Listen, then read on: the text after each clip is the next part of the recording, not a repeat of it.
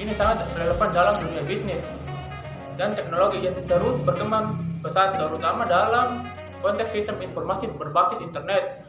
Inovasi yang radikal seringkali menjadi pendorong utama perubahan. Namun, di sisi lain, inovasi tersebut juga dapat menggulingkan bisnis yang sudah mapan. Untuk memahami apa itu creative destroyer, pertama kita perlu memahami definisi dari creative destroyer, yang dimana creative destroyer adalah proses di mana inovasi yang radikal mengubah struktur pasar yang ada dengan menciptakan produk atau layanan yang jauh lebih baik dan lebih murah, sehingga menggeser pemain lama dan menciptakan pasar yang baru. Dan untuk contoh creative destroyer yang ada, pertama Netflix, yang dimana mengubah industri hiburan dengan model bisnis berbasis streaming, menggeser dominasi video rental fisik. Yang kedua, Uber, yang dimana merevolusi industri transportasi dengan platform pemesanan taksi online, menantang taksi konvensional.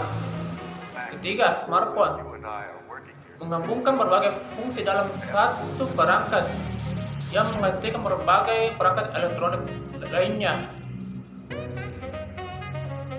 Dalam konteks creative destroyer dalam sistem informasi berbasis internet, Creative destroyer seringkali dipicu oleh teknologi. Yang pertama, teknologi baru. Karena munculnya teknologi baru seperti AI, data, cloud computing, dan blockchain memungkinkan terciptanya model bisnis yang inovatif. Yang kedua, perubahan perilaku konsumen. Perubahan referensi dan ekspansi konsumen yang mendorong munculnya produk dan layanan yang lebih personal dan efisien. Ketiga, disrupsi model bisnis, yang dimana perusahaan startup seringkali menjadi pelaku utama dalam menciptakan disrupsi dengan model bisnis yang lebih sederhana dan lincah. Dampak creative destroyer. Ada dua dampak creative destroyer, yang dimana dampak positif. Yang pertama, pertumbuhan ekonomi, yang dimana inovasi baru menciptakan lapangan kerja baru dan mendorong pertumbuhan ekonomi. Kedua, peningkatan produktivitas.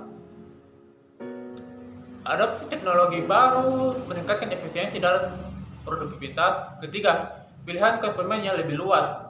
Konsumen memiliki lebih banyak pilihan produk dan layanan dengan kualitas yang relatif lebih baik.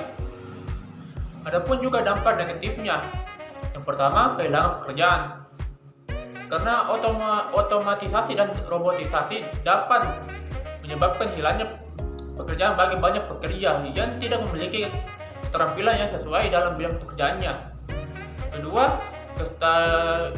ketidakstabilan pasar, yang dimana perubahan yang cepat dan distributif dapat menyebabkan ketidakpastian bagi bisnis dan pekerja. Adapun strategi untuk memahami creative destroyer. Pertama, kita perlu memahami apa itu inovasi kontinu. Inovasi kontinu merupakan perusahaan yang harus terus berinovasi untuk tetap relevan dan kompetitif. Yang kedua, agility perusahaan yang harus mampu beradaptasi dengan cepat terhadap perubahan pasar. Yang ketiga, untuk strateginya, yang dimana fokus pada pelanggan.